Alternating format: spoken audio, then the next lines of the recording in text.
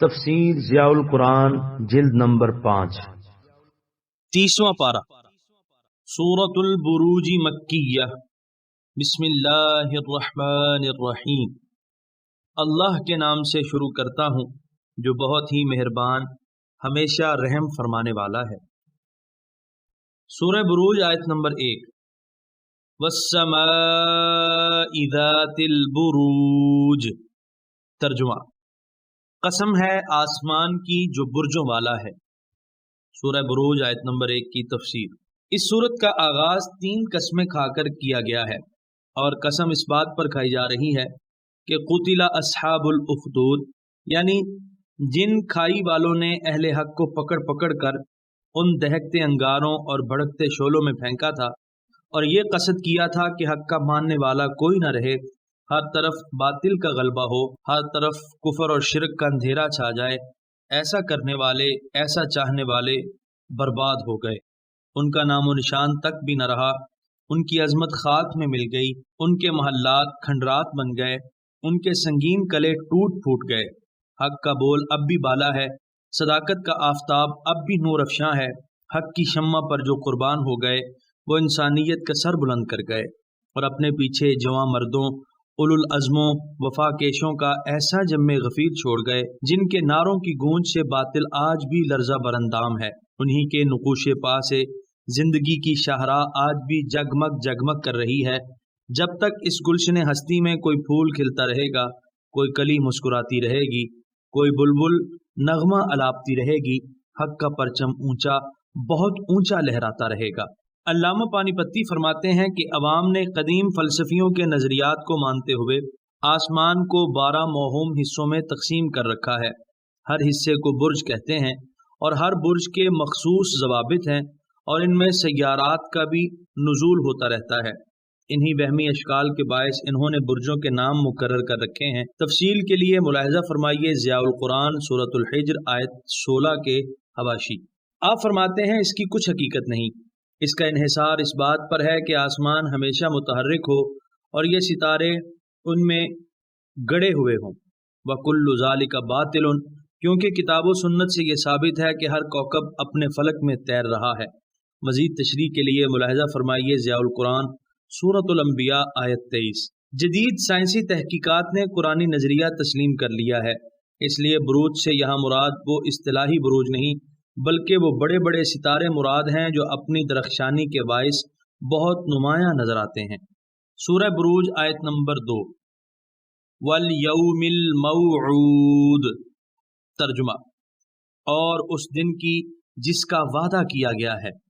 سورہ بروج آیت نمبر 2 کی تفسیر۔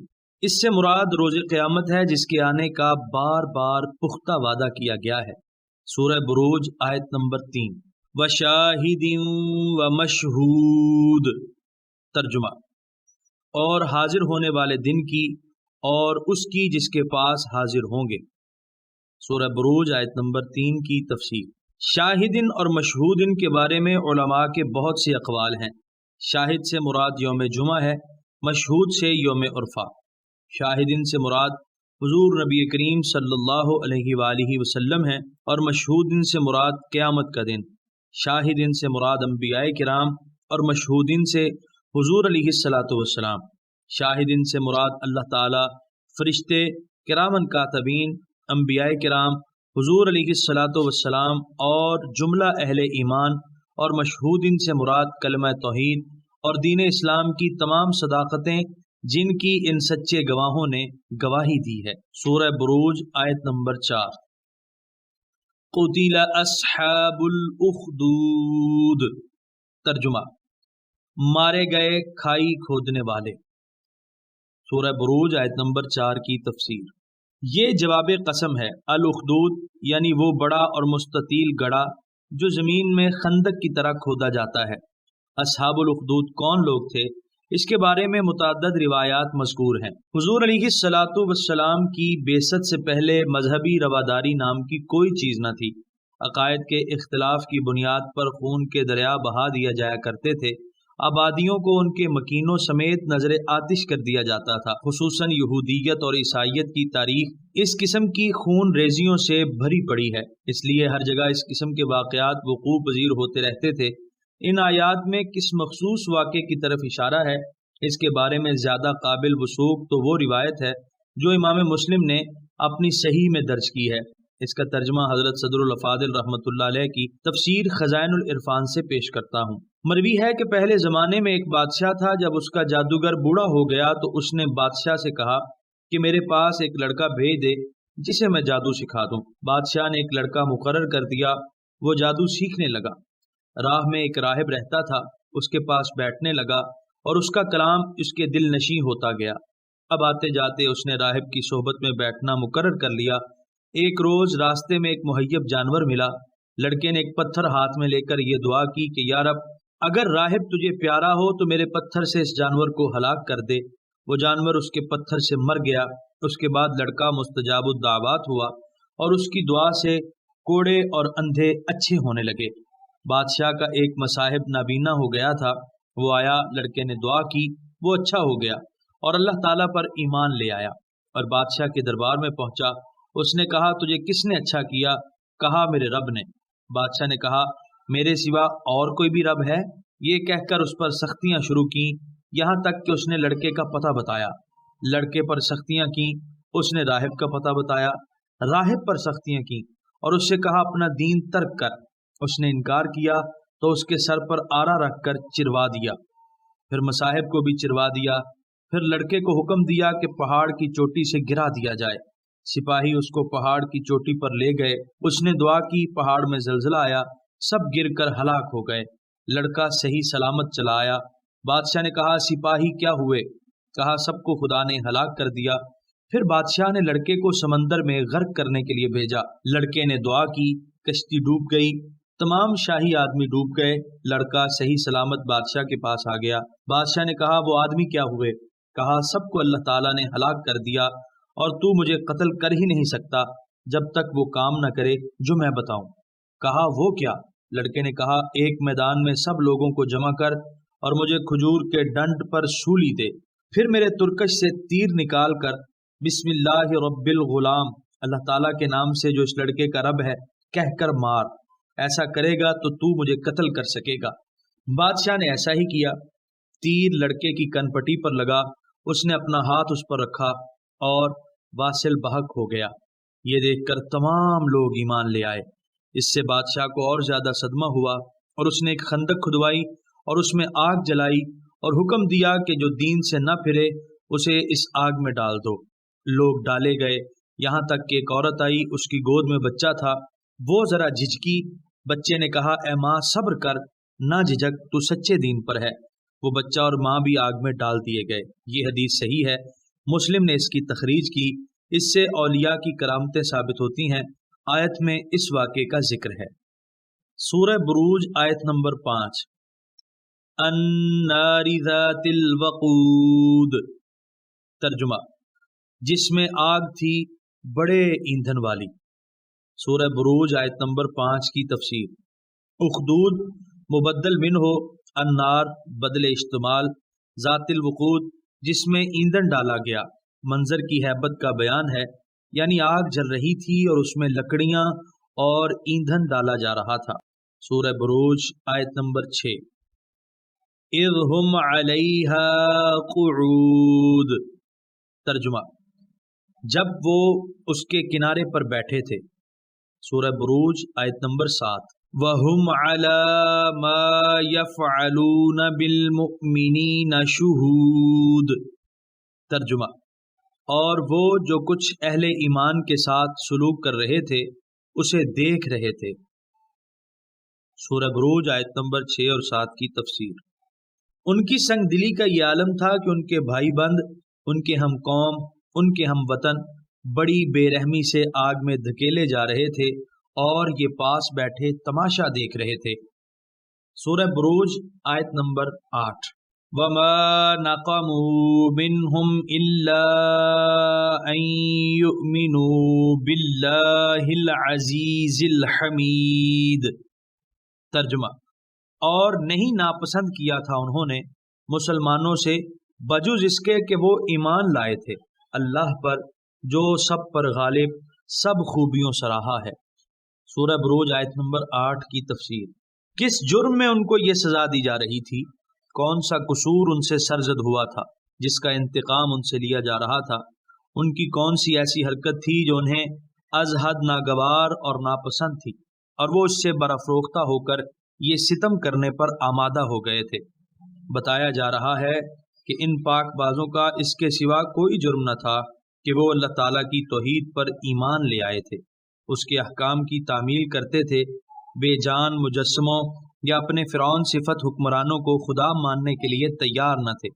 وہ اللہ تعالیٰ کو اپنا خالق و مالک سمجھتے تھے جو سب پر غالب، زبردست اور تمام صفات کمال سے موصوف ہے۔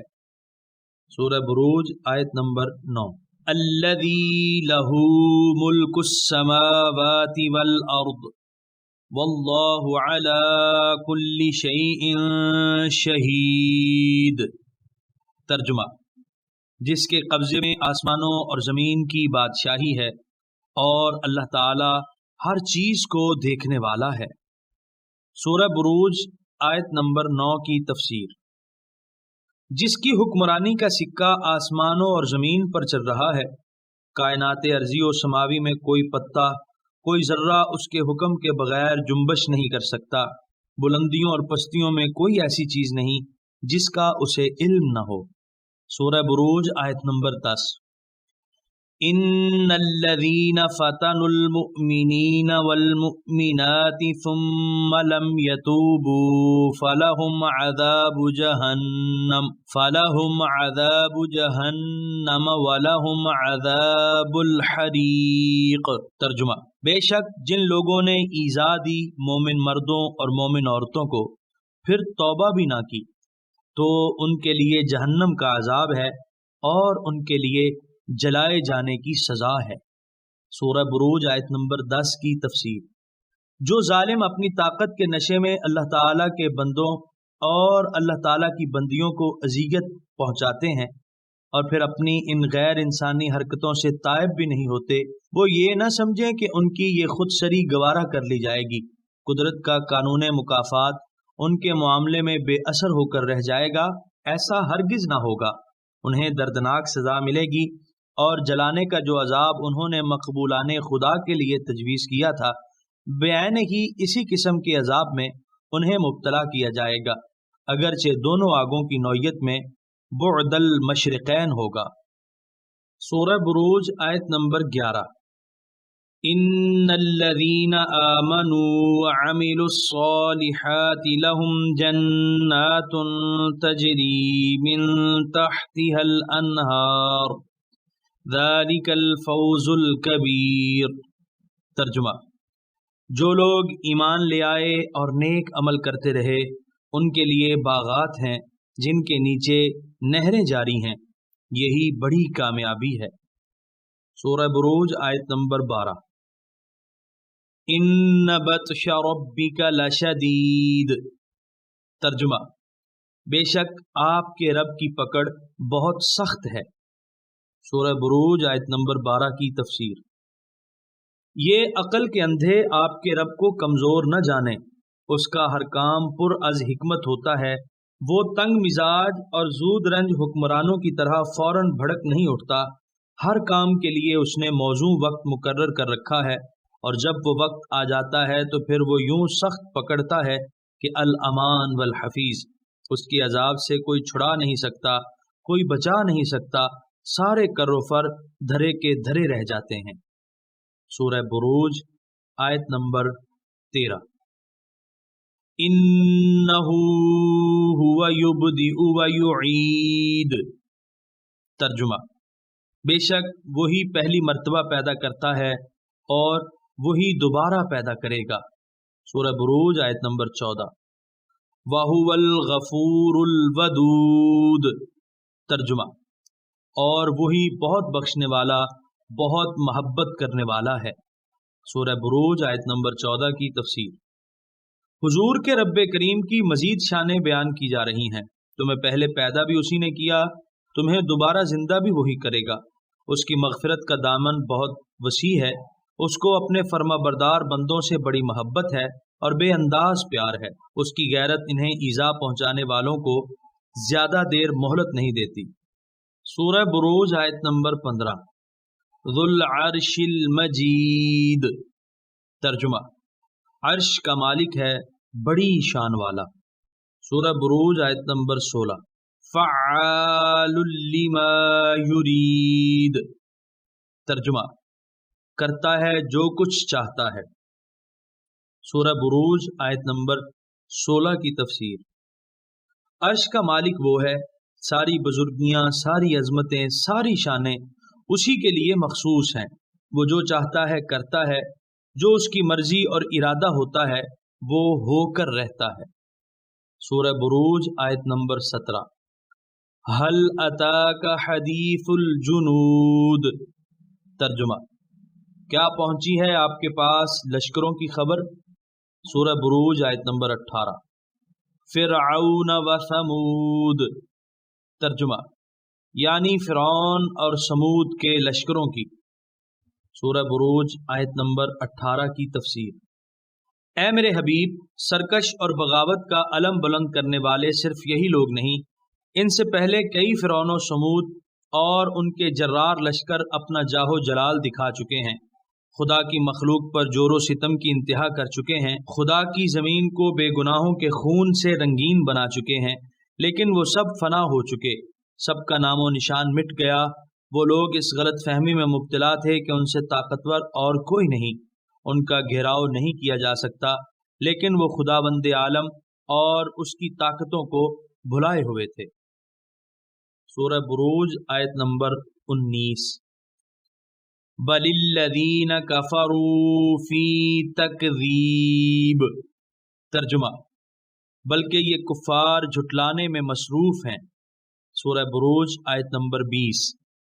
واللہ من ورائہم محیط، ترجمہ حالانکہ اللہ تعالیٰ ان کو ہر طرف سے گھیرے ہوئے ہے۔